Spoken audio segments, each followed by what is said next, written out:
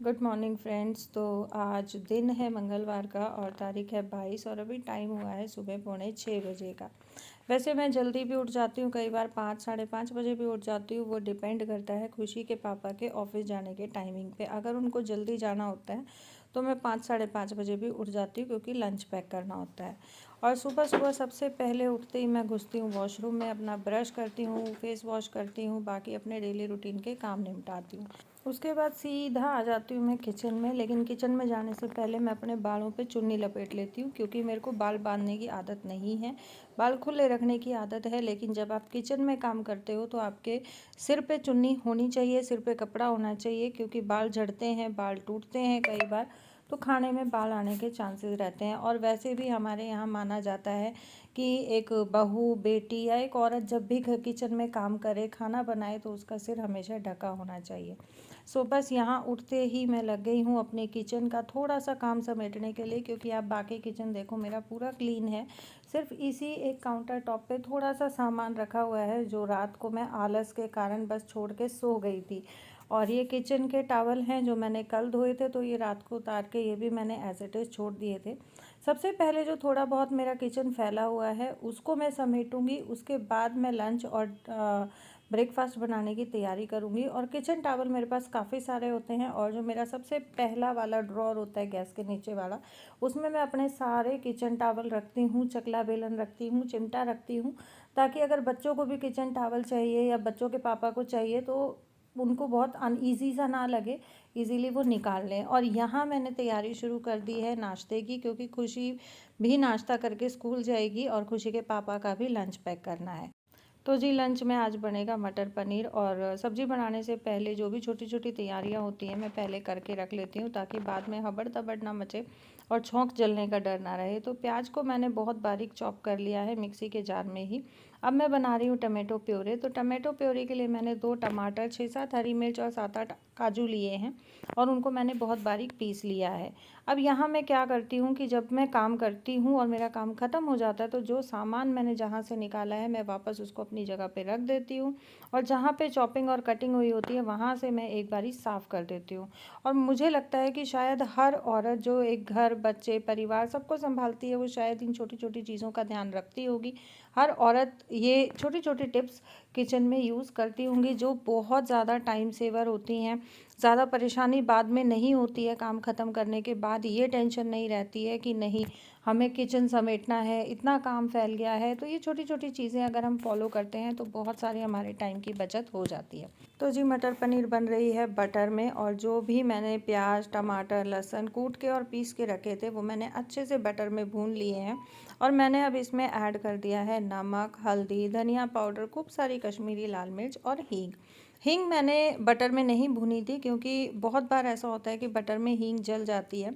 तो मैंने टमाटर का मसाला भुनने के बाद ऊपर से हींग डाली है। थोड़ा सा इसमें पानी डालेंगे और अभी इस ग्रेवी को अच्छे से सिम गैस पे भुनने के लिए, पकने के लिए ढक के छोड़ देंगे। तो जी कढ़ाई मैंने छोटी वाली गैस पे रख दी है, और यहाँ बड़ी गैस पे मैं रख रही हूँ मटर उबलने के लिए। मटर मैंने फ्रेश लिया है, आप चाहें तो फ्रोज़न मटर भी यूज़ कर सकते हैं।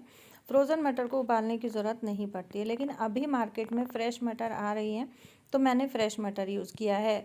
तो जी जब तक मटर उबलेगी और सब्ज़ी का मसाला भून के तैयार होगा, तब तक मैं अपना बाकी का थोड़ा सा काम निपटा लूँगी। जो डब्बे मैंने मसाले के निकाले थे वो मैंने वापस उनकी जगह पे रख दिए हैं। बाकी जो थोड़ा बहुत सामान रखा हुआ है उसको भी मैं उसकी जगह पे रख दूँगी। और बाकी का जो गैस काउंटर बचा है मेरा, उसके ऊपर मैं कपड़ा लगा लूँगी। तो सारा जो मेरा गैस काउंटर है वो हो गया है साफ़।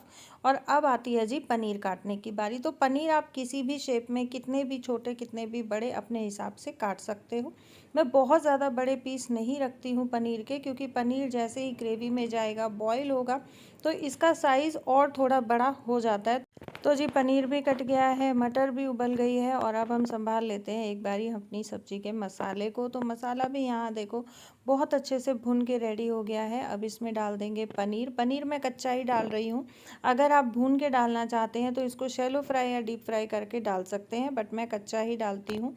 और मैंने इसमें जितनी मेरे को ग्रेवी की कंसिस्टेंसी चाहिए उस हिसाब से पानी डाल दिया है। ढक देंगे इसको तब तक मसाला और जो पनीर है वो एक जी हो जाए, पनीर जो मसाला है उसको एब्जॉर्ब कर ले। और अब इसमें हम डाल देंगे बॉइल्ड मटर। सारी चीज़ों को अच्छे से मिक्स करके और ढक के रख देंगे इसमें एक अच्छा सा बॉयल आने तक। साथ साथ मैंने दूसरी गैस पे चढ़ा दिया है तवा, क्योंकि मुझे खुशी के लिए ब्रेकफास्ट बनाना है। खुशी ब्रेकफास्ट करके जाएगी। तवा चढ़ा के और मैंने मंदी गैस कर दी है और साथ साथ लगी हूँ मैं आटा गूंदने के लिए। आटा गूंदेगा तब तक मेरा तवा भी गर्म हो जाएगा। तो ये देखो बहुत अच्छा सा इसमें उबाल आ गया है और सब्जी जो है हमारी बन के बिल्कुल रेडी है। अब गार्निशिंग के लिए इसमें हरा धनिया डाल सकते हो, लेकिन मेरे बच्चे सब्जी में हरा धनिया नहीं खाते हैं, इसलिए मैं नहीं डालती हूँ। और यहाँ सब्जी बनने के बाद मैं लग गई हूँ खुशी के ब्रेकफास्ट की रोटियाँ बनाने के लिए। पहली रोटी मैं गाय की निकालती हूँ, गाय को या कुत्ते को किसी को भी डाल देते हैं। हालांकि हमारे यहाँ आसपास गाय नहीं दिखाई देती है, लेकिन मैं मेरी जो हेल्पर दीदी हैं मैं उनको दे देती हूँ। उनकी साइड में जहाँ वो रहती हैं बहुत सारी गायें हैं, तो वो उनके लिए ले जाती हैं, या फिर सुबह दूध वाले भैया आते हैं तो मैं उनको दे देती हूँ। उनके पास भी गाय हैं तो वो अपनी गाय को खिला देते हैं।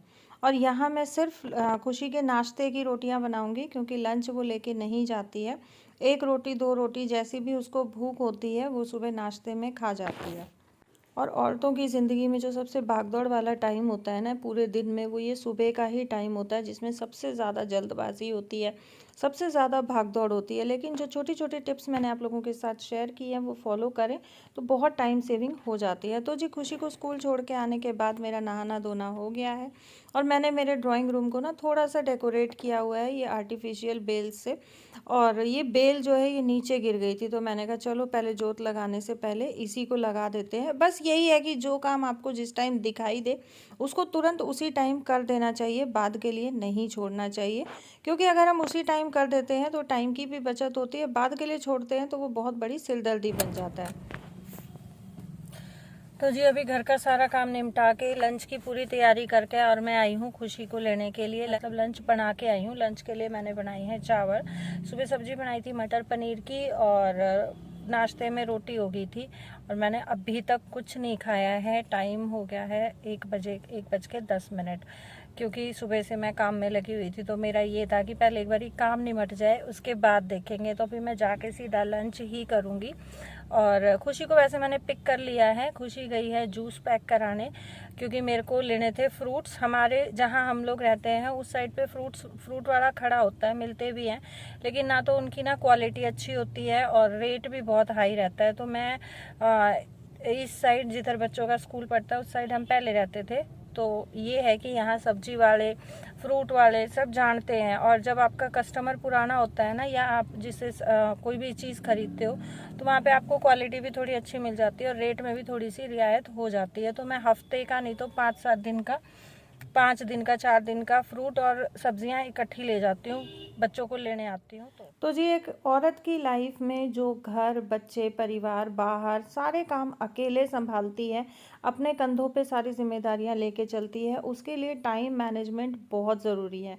और मैं सुबह उठते ही सबसे पहले अपने सारे काम अरेंज कर लेती हूँ कि मुझे किस टाइम पे कौन सा काम करना है, जिससे मेरा पूरा दिन बहुत इजी हो जाता है। मेरे जो काम है बहुत इजीली हो जाते हैं और मुझे परेशान भी नहीं होना पड़ता है।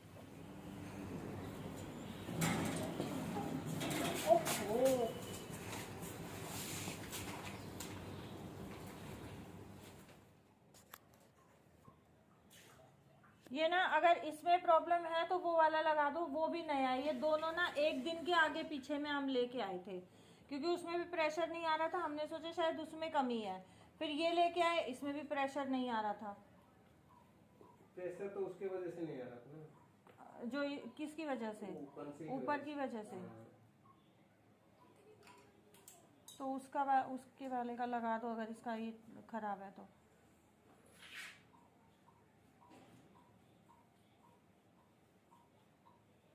पाइप तो ठीक है ना? ये पाइप ठीक है।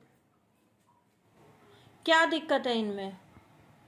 उसमें तो वो डायरेक्ट चल रहा है, दो चलो उसका काम नहीं करेगा। अच्छा, तो जी वीडियो को यहीं पे करते हैं एंड। मिलूंगी आप लोगों से नए वीडियो में, और उम्मीद करती हूँ कि आप लोग वीडियो को ज़रूर लाइक करोगे, शेयर करोगे और चैनल को ज़रूर से ज़रूर सब्सक्राइब करोगे ऑल नोटिफिकेशन वाली बेल आइकन के साथ। और इस बाथरूम की फिटिंग ने ना मेरे को इतना परेशान कर दिया पिछले 3-4 महीने में, ये ठीक ही नहीं होके देती। कभी प्रेशर चला जाता है, कभी कोई नलका ख़राब हो जाता है, कभी लीकेज हो जाती है। और ये सोसाइटी का प्लम्बर है, 2-2.5 घंटे लगे रहे, उसके बाद जाके ठीक हुआ ये। और अभी भी यूज़ करेंगे तब पता चलेगा। पिछली बार भी ठीक हो गया था, लेकिन अगले ही दिन लीकेज का प्रॉब्लम हो गया। लीकेज का प्रॉब्लम ठीक कराया, उसके अगले दिन प्रेशर का प्रॉब्लम हो गया। प्रेशर ठीक कराया, पानी का प्रॉब्लम हो गया।